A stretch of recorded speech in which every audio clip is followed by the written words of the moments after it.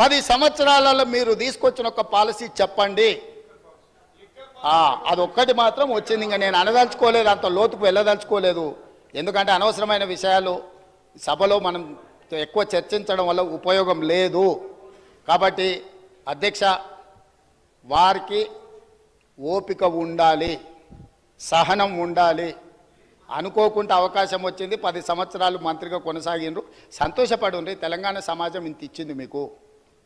వారు ఒక అలిశెట్టి ప్రభాకర్ గారి గురించి వారి కోట్ చేసినట్టు ఉన్నారు. నేను వస్తా విన్నాను అధ్యక్ష. సేమ్ అదే అలిశెట్టి ప్రభాకర్ గారు కూడా ఒక మాట చెప్పిండ్రు అధ్యక్ష. అది చెప్పి నేను మళ్ళా దీని మీద వివరణ ఇచ్చినప్పుడు మిగతా డీటెయిల్ చెప్తా. అదే అలిశెట్టి ప్రభాకర్ గారు ఇంకొక మాట కూడా చెప్పిండ్రు అధ్యక్ష. ఒక అడవిలో గుంటనక్కనంట ప్రమాణ స్వీకారం చేసిందట, ఇక ముందు మిమ్మల్ని ఎవరిని మోసగించనని. అడవిలో గుంటనక్క ప్రమాణ స్వీకారం, మిమ్మల్ని ఎవరిని మోసగించనని చేస్తే గుంటనక్కని ఎవరన్నా నమ్ముతారా అధ్యక్ష?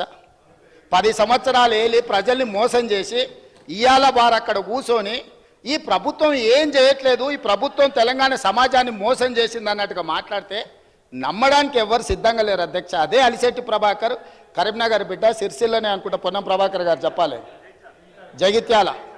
వారు చెప్పిందే కూడా మన కళ్ళ ముందర ఉంది అధ్యక్ష. కాబట్టి దయచేసి తారక రామారావు గారికి నా సూచన ఒక్కటే. సరే, పెద్దలు వారు రాలేదు, వారి అనుభవంతో మాకేమైనా సూచనలు ఇస్తారని ఎదురు చూసిన, చీల్చి చెండాడుతా అంటే ఎందుకైనా మంచిదని బుల్లెట్ ప్రూఫ్ జాకెట్ కూడా తొడుక్కొని వచ్చినాం అధ్యక్ష. మా వెంకటరెడ్డి గారు అయితే 10 గంటలకు అసెంబ్లీ అని అంటే 9:30కే వచ్చి కూర్చున్నాడు, అదేందో చూద్దామని చెప్పి.